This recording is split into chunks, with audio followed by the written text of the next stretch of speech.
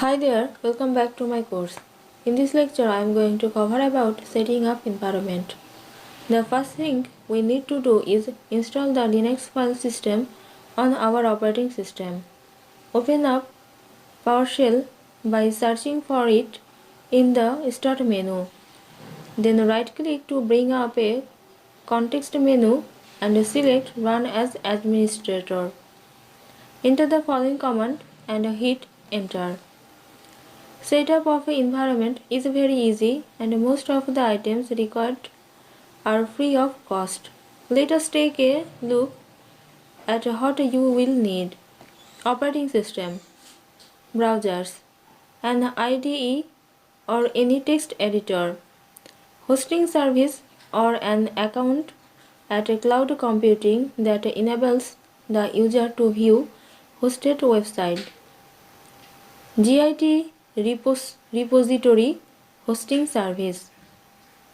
Install all the latest browsers as per latest published states. Comparing all devices, Chrome covers 61% usage share. The very next is Safari, covering 17% of the internet traffic. Firefox and IE both covers almost 5.6%. The remaining traffic is covered by Edge, UC browser, Opera Mini, Opera and Android browsers. If you are planning to develop a fully responsive website, browser compatibility is a factor that needs to be tested. You will need to install all the major browsers in your workstation and after development perform proper unit testing in each of them.